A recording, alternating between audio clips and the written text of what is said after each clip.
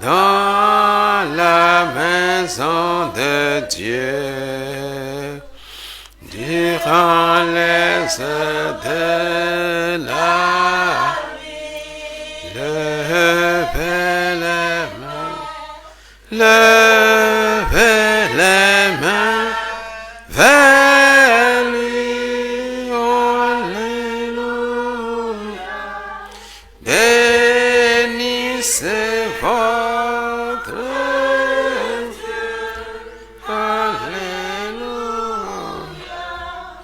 que le Seigneur soit béni de ses noms, lui qui fit le ciel et la terre,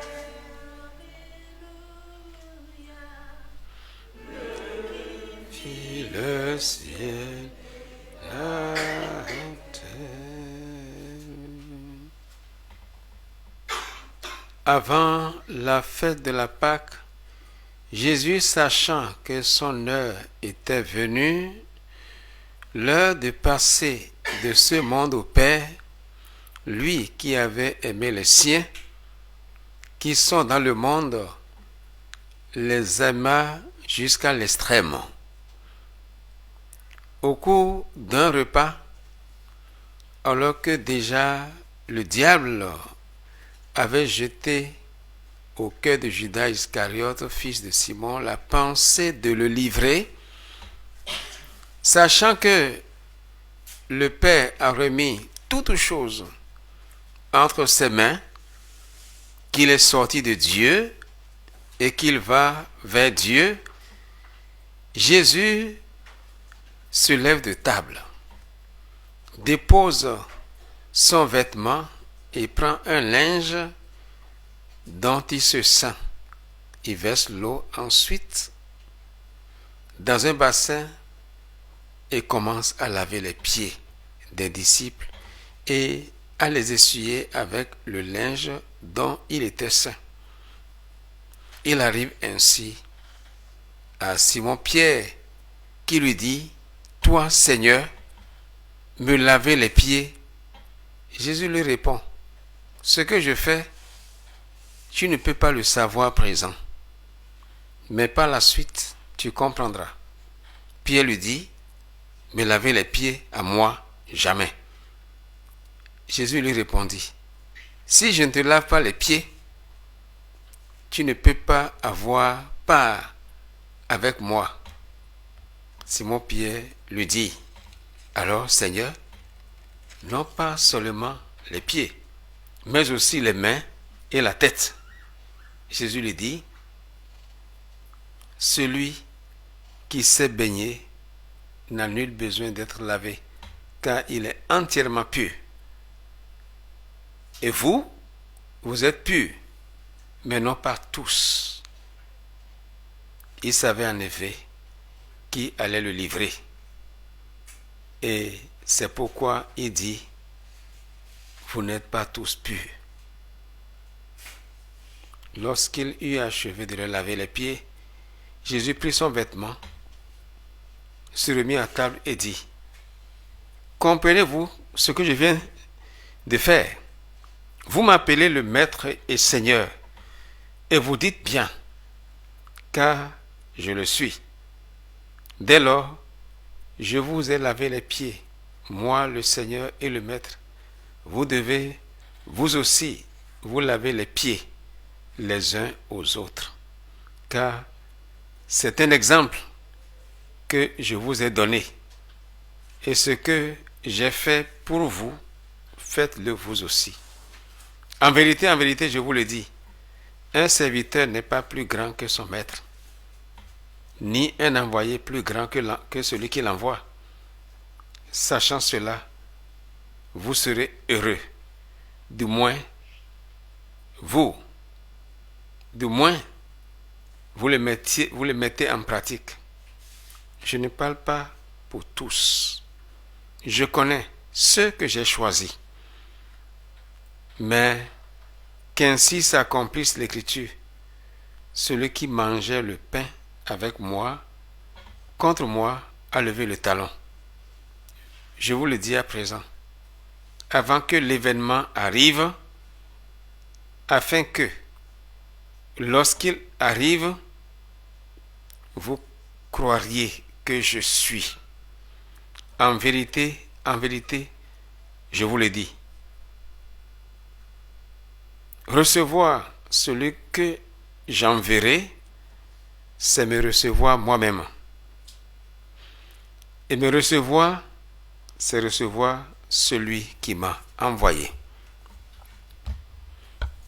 C'est après ce test que nous verrons la trahison de Judas, l'arrestation, l'entretien suprême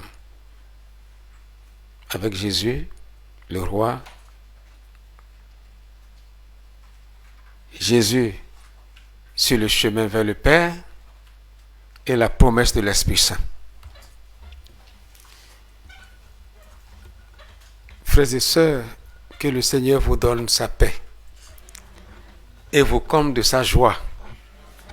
Je vous félicite pour la patience. Vous avez attendu. Et moi aussi, mon cœur était ici, était tourné vers vous pour ce premier jour d'enseignement, de partage d'expérience sur ce phénomène qui est mondial, il n'est pas seulement africain, la sorcellerie. On aurait bien voulu avoir un sorcier pour nous parler. Ayant l'expérience, il nous dira les choses. Mais là, vous avez devant vous un prêtre qui, curieusement, s'est investi sur le sujet, sur le plan intellectuel, mais aussi qui a eu des expériences parce que j'ai frotté avec ce phénomène pour avoir accompagné ceux qui en ont souffert. Et c'est donc de ces expériences que je vais m'appuyer, sur ces expériences que je vais m'appuyer pour vous exposer ce que j'ai eu comme information sur le phénomène. Non pas pour que vous deveniez sorcier, mais que vous sachiez ce que c'est, afin de vivre en chrétien. Jésus, après avoir lavé les pieds aux disciples, leur a montré l'exemple de l'humilité. Et ils sont donc consacrés pour servir. Servir et se mettre au service du peuple de Dieu en difficulté. Du peuple de Dieu ayant des préoccupations. Préoccupations par rapport au mal, et parmi lesquelles nous nommons la sorcellerie. Ce sujet avait déjà été traité par 2 fois. Et tout à l'heure, en venant, je vous ai vu en train d'écouter l'enseignement que j'avais déjà donné sur la sorcellerie, puisque nous parlons de l'univers occulte africain. Pour ce qui concerne le contexte africain, il n'y a pas que la sorcellerie, mais il y a plusieurs modes de nuisance que les hommes utilisent pour essayer de détruire, pour essayer de faire le mal. Mais l'auteur du mal, nous le savons tous, c'est qui? C'est le diable.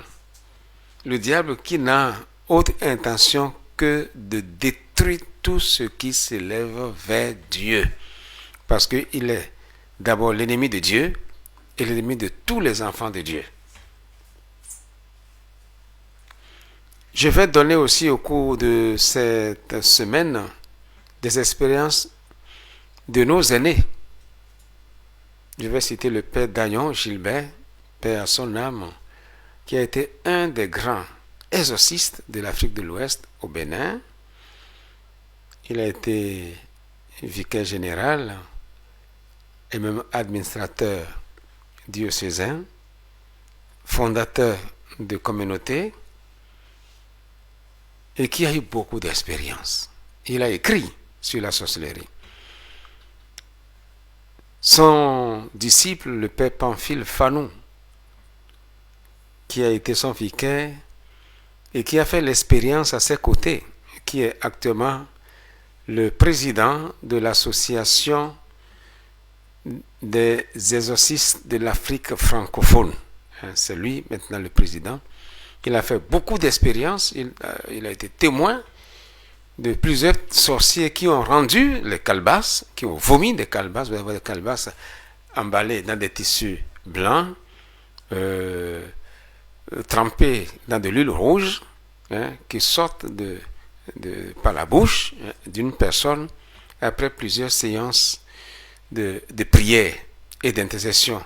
Où, avec la grâce de Dieu, le ministère du prêtre, il arrive à les libérer de ces objets insolites.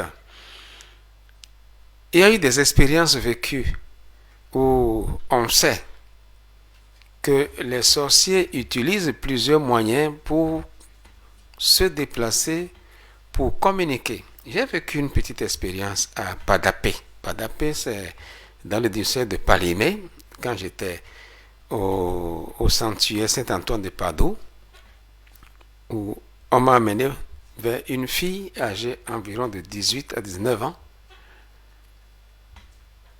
Le matin, elle ne se lève pas. On le frappe, elle ne réagit pas. Et c'est autour de 11h midi qu'elle revient en sursaut, tout fatiguée. Et cela a duré des années. Les pères de Padapé ont essayé de l'accompagner déjà. Ils m'ont demandé de venir pour qu'on puisse se mettre ensemble. Ils lui ont fait la force, n'est-ce pas? Et nous avons été priés dans l'église de Padapé. Parce que pour certains cas, c'est mieux d'aller à l'endroit indiqué. Donc l'église, où il y a le Saint-Sacrement, c'est le lieu où on célèbre le sacrifice de Christ. S'il y a un oratoire approprié pour ça, c'est mieux que d'aller gérer certains cas de maison à maison. On peut aller bénir les maisons, on peut faire des exercices sur les maisons, mais pour des cas déclarés, c'est mieux que ce soit dans un cadre prévu pour ces séances.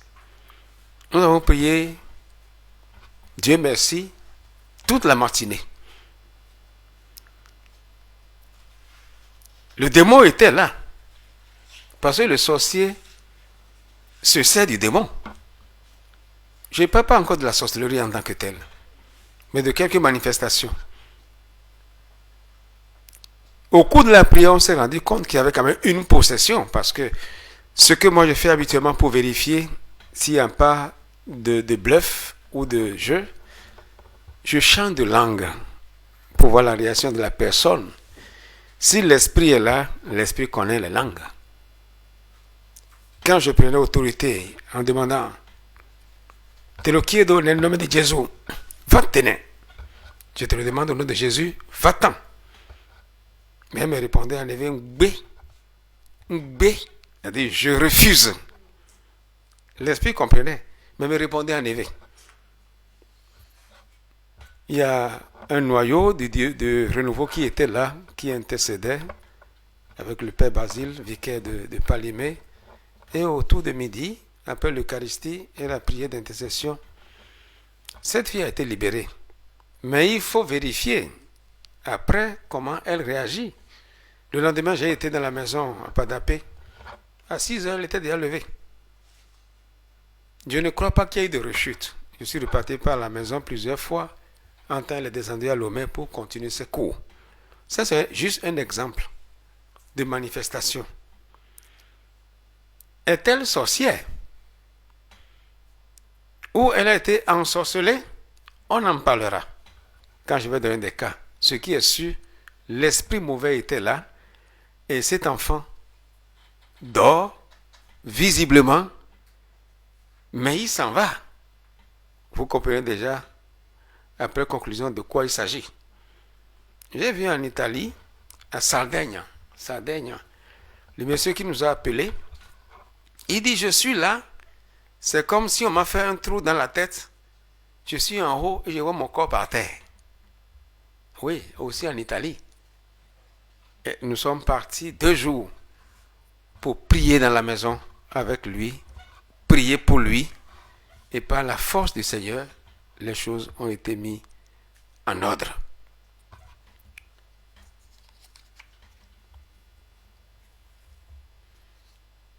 Normalement, en ligne, comme ça, on dirait, mais quelle audace ils ont pour parler de ces choses secrètes en public.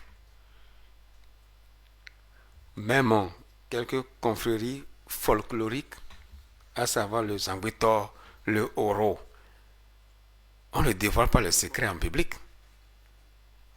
Pour le Zangwitor, seul celui qui est initié en connaît le secret parce qu'il y a un langage codé. Il y a une initiation où ceux qui vont à cette retraite de formation d'un certain nombre de jours reçoivent un enseignement sur une langue nouvelle.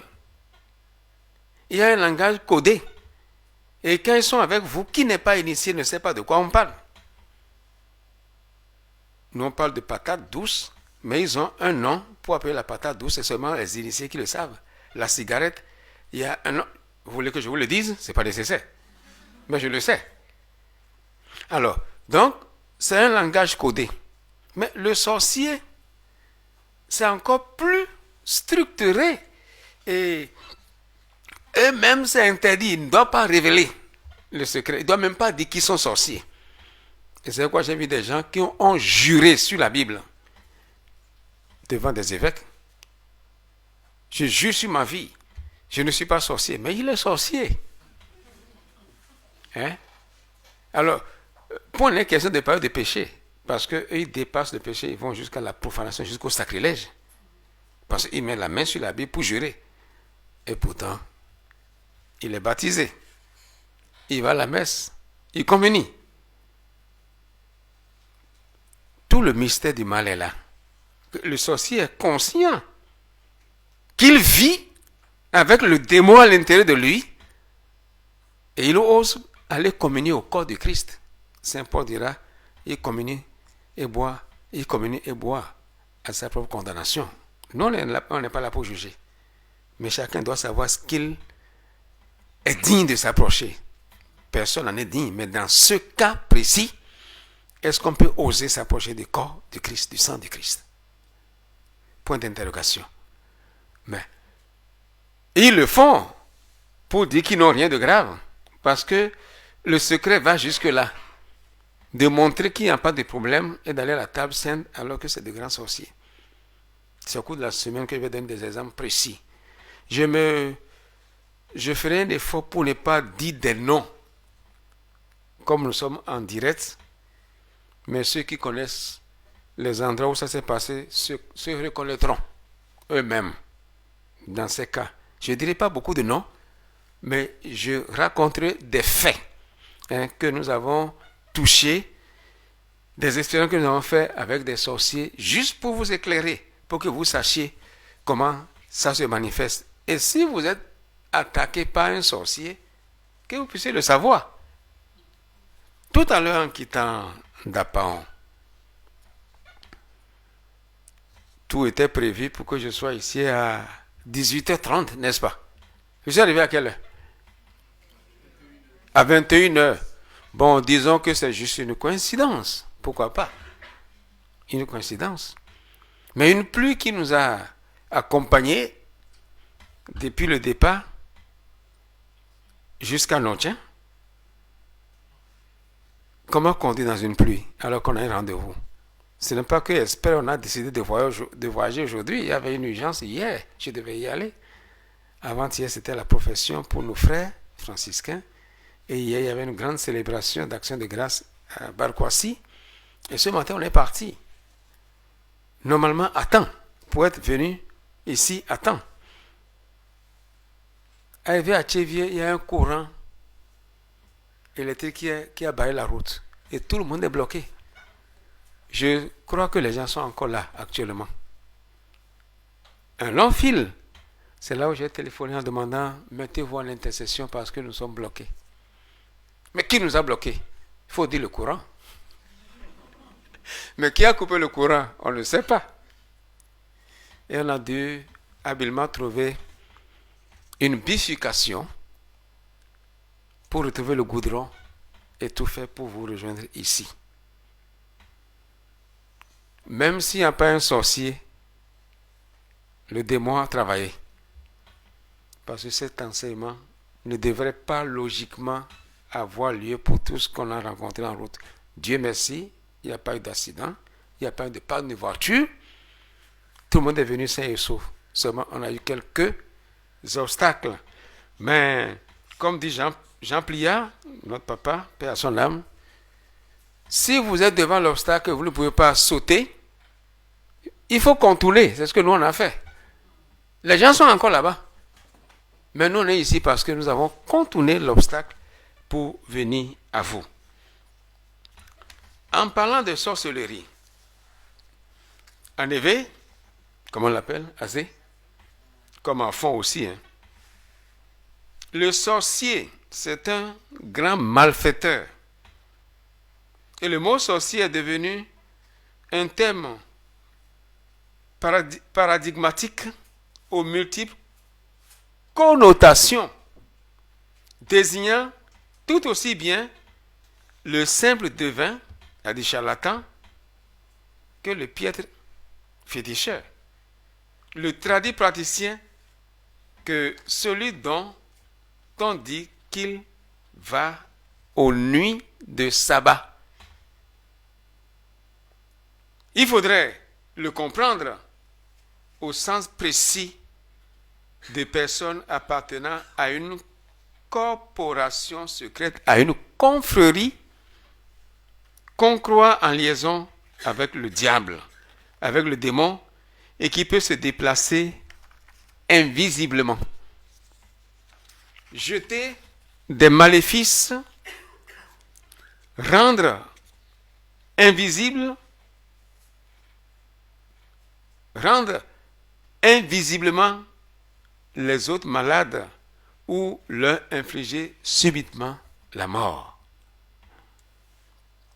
J'ai demandé à un enfant de 15 ans qui était sorcier, comment tu fais pour sortir la nuit? Il m'a dit, mais on passe par le balai, on prend le balai. Et il me disait, parfois nous transformons en vent. Un jour, je quittais Bomboaka pour Dapaon. Il y a eu un tourbillon de vent. Et si je n'ai pas été prudent et serein, mais c'est un accident qui serait causé. Et j'allais pour prier pour ce garçon, sorcier. Dans la chapelle de séminaire des années de Dapaon. Et c'est ce jour qui dit, oui, nous on ne se transforme pas en vent. On passe par le balai.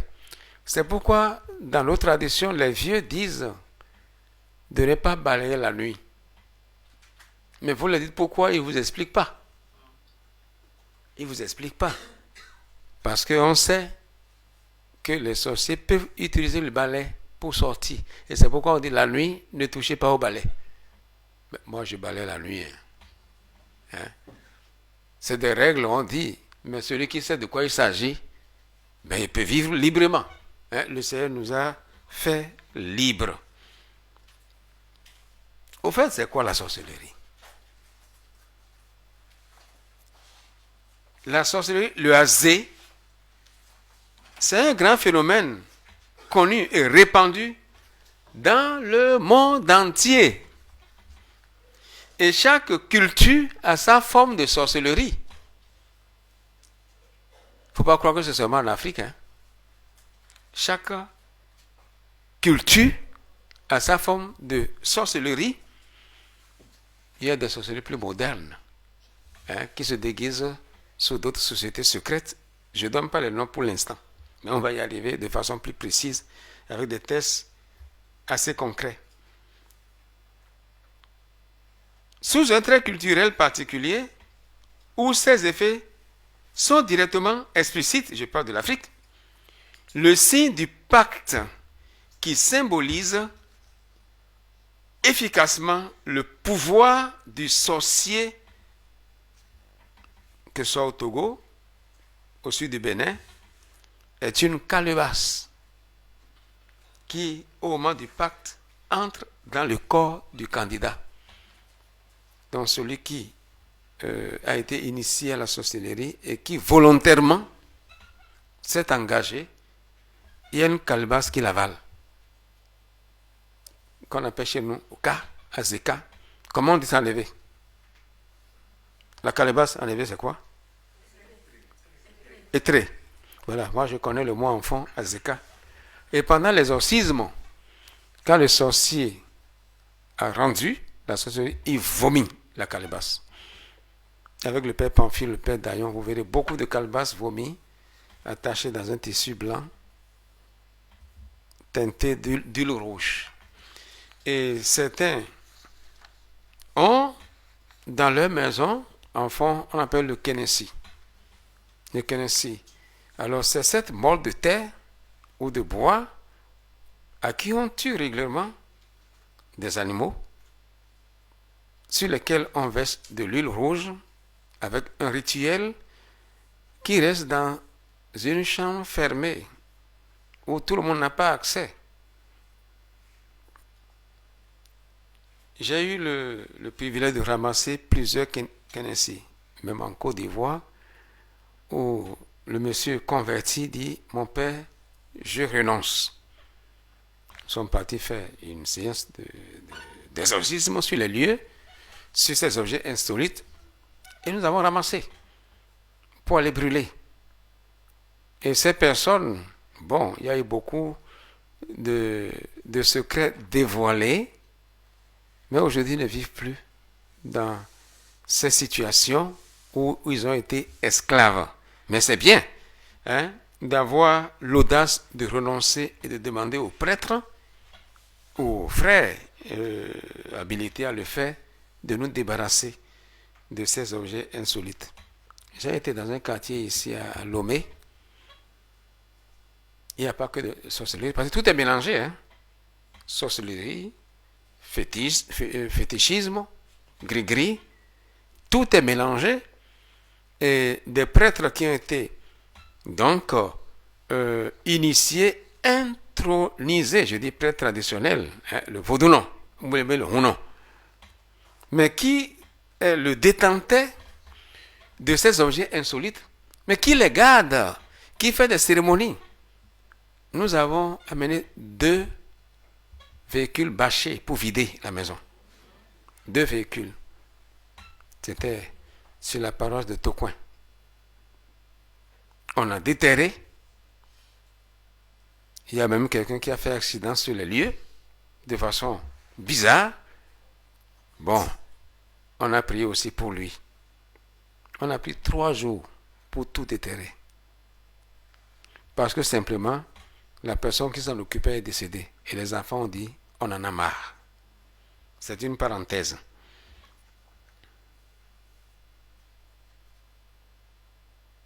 Dans ce qu'on appelle sorcellerie, on peut noter par exemple le homenu. Home, c'est le ventre, abdomen, on peut dire en éveil. Home, dans le ventre. Nous, la chose. Et il faut comprendre le mal. Donc, homenu veut dire mal de ventre. Tout simplement. Mal de ventre. Ça le prend dans le ventre. Alors, ce homenu qui donne un mal de ventre au syndrome indéfinissable. On fait des analyses à l'hôpital, on ne trouve rien. Le scanner, rien.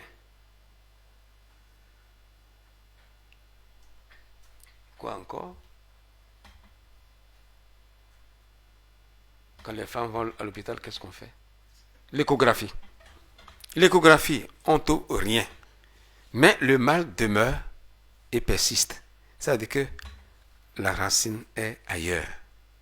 Malgré tous les médicaments, les remèdes conseillés par les médecins, il faut chercher le mal, sa racine, à un autre niveau. En général, la petite sorcellerie vous communique les mots ennuyeux, mais qui ne vous tue pas. La céphalie, par exemple, à Bota, rhumatisme articulaire. On fait tout, il n'y a pas de solution. Cela a détruit beaucoup de personnes, et principalement de hauts cadres. J'ai connu un cadre de ma famille, c'est un des plus grands ophtalmologues du Bénin. Mais quand il a été malade, moi je ne l'ai pas su.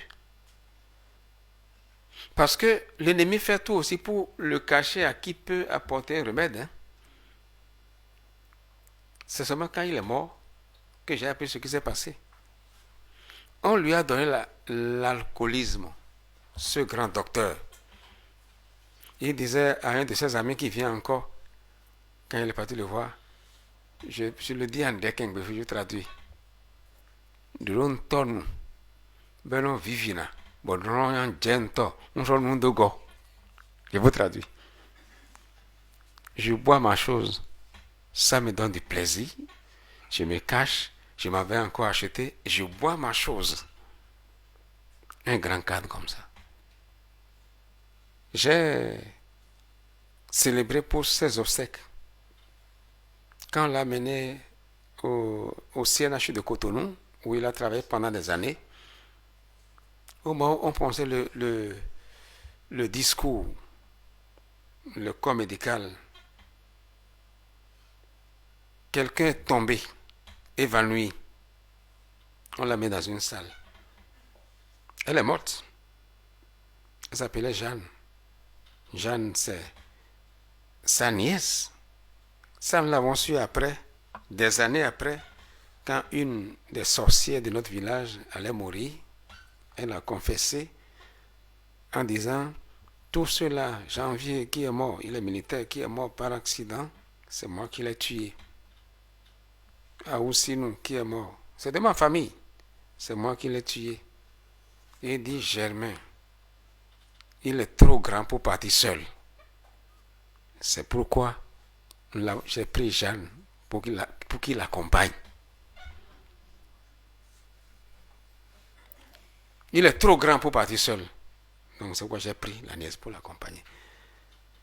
Eh bien, c'est le mystère du mal nous éblouit, nous étonne. Cela a détruit, comme je disais tout à l'heure, beaucoup de cadres. De génération en génération, des hommes et des femmes ont subi les méfaits. Aujourd'hui, ce n'est qu'une introduction. Demain, on ira sujet par sujet. Et je peux même me permettre de poser des questions pour essayer d'apporter, en appuyant par des faits, des pistes de solution ou de réflexion. Comment devient-on sorcier? On en parlera plus tard. Voilà, je voudrais juste m'arrêter là parce qu'on a déjà pris du temps. On est à 21h37. Je vous félicite encore une fois pour votre patience. Nous allons clôturer par une séance de prière, d'intercession comme prévu.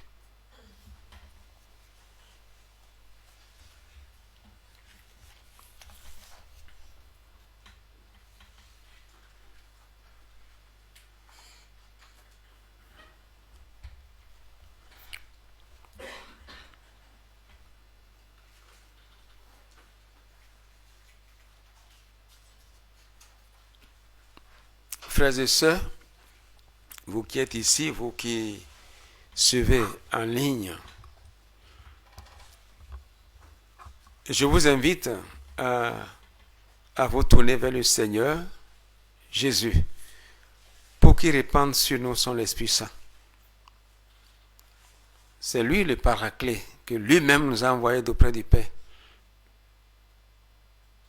En nous tournant vers lui, présentons-lui nos curiosités, mais en même temps nos préoccupations réelles. Nous vivons des situations étranges pour lesquelles nous n'avons pas de solution. Que ce soit individuellement,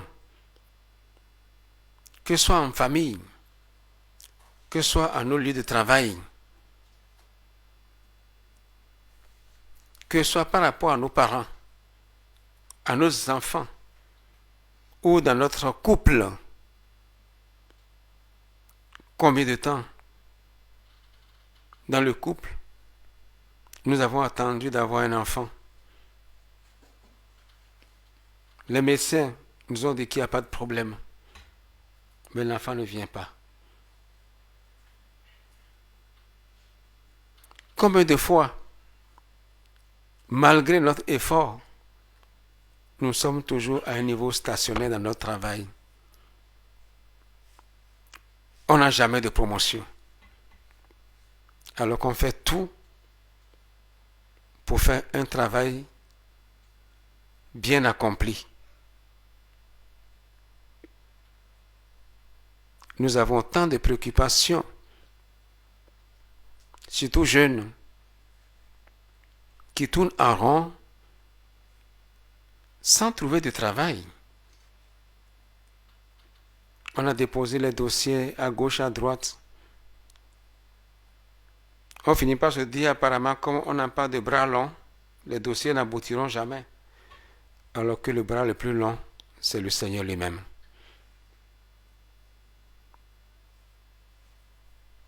On a fait plusieurs expériences pour cheminer vers le mariage, mais ça n'aboutit jamais. On a l'impression qu'on se sert comme si on essaie les habits ou les chaussures. On ne sait pas jusqu'à quand. Qu'est-ce qui est naturel? Qu'est-ce qui est provoqué? Qu'est-ce qui a une source? Nous ne savons pas. Mais le Seigneur le sait. Il connaît la racine de chaque chose, de chaque situation, de chaque maladie. Pendant combien de temps nous traînons ces maux pour lesquels les médecins ne savent plus que faire? Nous avons gaspillé tout notre capital, tout notre avoir sans solution. Nous sommes même partis où nous ne devons pas aller, croyant trouver mieux, une solution, et c'est toujours échec, et nous regrettons d'avoir renié notre foi, d'avoir manqué de confiance au Seigneur, et d'aller même compliquer notre vie par des liens contractés à gauche et à droite. Pour tout cela, le Seigneur, le miséricordieux, il est là. Il te regarde, mon frère, il te regarde, ma soeur. Et le regard qu'il pose sur toi, ce n'est pas un regard de condamnation, ni de jugement. C'est un regard de miséricorde et de tendresse. Parce que le Seigneur dit,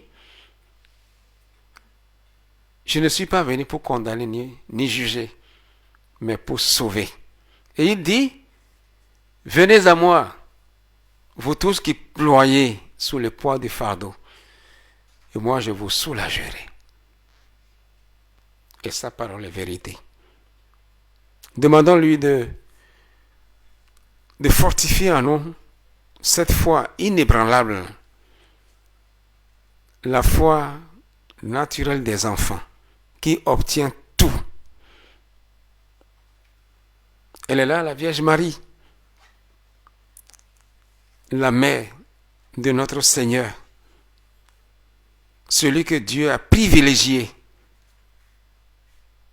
et a préservé de toute faute. Elle est là. Celui que le Christ lui-même a confié à son disciple en disant, voici ta mère. En lui disant, voici ton fils. Elle est là. depuis le début jusqu'à la fin de la mission de son Fils, au point d'être assompté dans sa gloire. Elle est là, elle intercède, elle présente nos supplications, nos doléances à Jésus. En faisant maintenant une dizaine de chapelets, c'est avec elle que nous remettons nos préoccupations entre les mains dans le cœur de son Fils. Notre Père qui es aux cieux.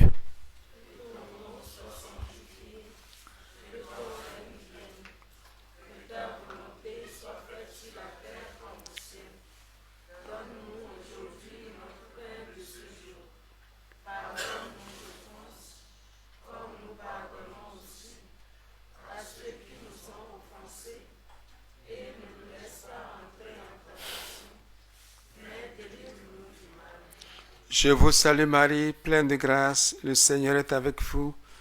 Vous êtes bénie en toutes les femmes, et Jésus, le fruit de vos entrailles, est béni. Sainte Marie, Mère de Dieu, priez pour nous pauvres pécheurs, maintenant et à l'heure de notre mort. Amen. Mais donc, Maria, il y aura pas une venue, à peut-être le baplio, et il y aura une demain, et il y aura dans vie, Yesu. Maria, cocuie mauno, dovulare vincon lotta, ia plenia purpui. Amen. Vous pouvez continuer en français. Donc, Maria, oui, mais à Tchegon, l'indonale, à Kuno, le Pochawi. De ahí le huyon le bito mo Jésus, vito e kain le bino. Sainte Marie, Mère de Dieu, priez pour nous pauvres pécheurs, maintenant et à l'heure de notre mort. Amen. Donc, Maria, ou do kudo mache, a pitoli gba kudo. O le kafe no de me, o gba le kafo, a po adan vi Yesu. Sainte Marie, Mère de Dieu, priez pour nous pauvres pécheurs, maintenant et à l'heure de notre mort. Amen. Ndonde Maria jomyo susu no kuno jiwe, ayin tora no huyon lekpo, wo Jésus kote vi tora no mo. Sainte Marie, Mère de Dieu, priez pour nous pauvres pécheurs, maintenant et à l'heure de notre mort. Amen. Hail Mary, full of grace, the Lord is with thee. Blessed art thou among women, and blessed the fruit of thy womb, Jesus. Sainte Marie, Mère de Dieu, priez pour nous pauvres pécheurs, maintenant et à l'heure de notre mort. Amen. Ave Maria, gratia plena Dominus tecum, benedicta tu in mulieribus, et benedictus fructus ventris tui, Iesus. Sainte Marie, Mère de Dieu, priez pour nous pauvres pécheurs, maintenant et à l'heure de notre mort. Amen. Ave Maria, piena di grazia, il Signore è con te. Tu sei benedetta fra le donne, e benedetto è il tuo frutto, Gesù. Sainte Marie, Mère de Dieu, priez pour nous pauvres pécheurs, maintenant et à l'heure de notre mort. Amen. Gegrüßet seist du, Maria, voll der Gnade, der Herr ist mit dir. Du bist gebenedeit unter den Frauen und gebenedeit der Frucht deines Leibes, Jesus. Sainte Marie, Mère de Dieu, priez pour nous pauvres pécheurs, maintenant et à l'heure de notre mort. Amen. Je vous salue Marie, pleine de grâce, le Seigneur est avec vous. Vous êtes bénie en toutes les femmes, et Jésus, le fruit de vos entrailles, est béni.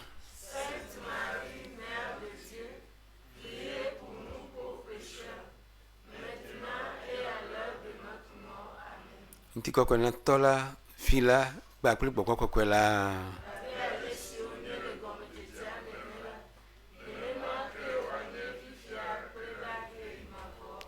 Ô Jésus, pardonnez-nous nos péchés, préservez-nous du feu de l'enfer, conduisez toutes les âmes au ciel, spécialement.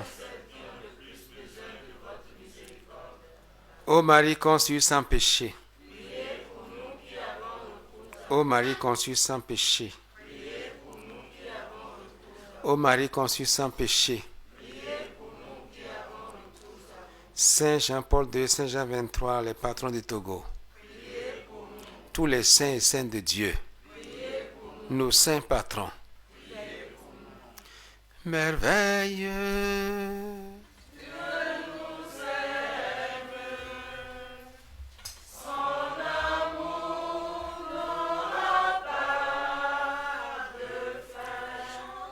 Merveilleux, merveilleux.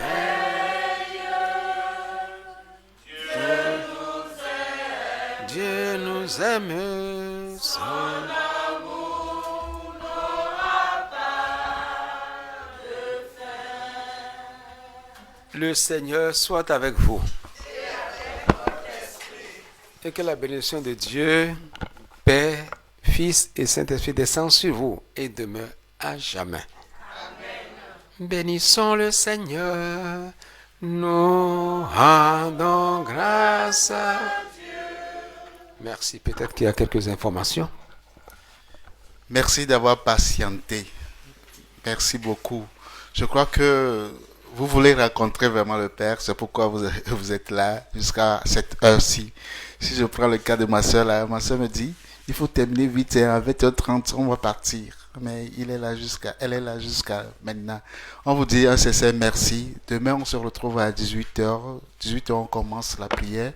Et à 18h30, le Père commence l'enseignement. Merci. À demain alors.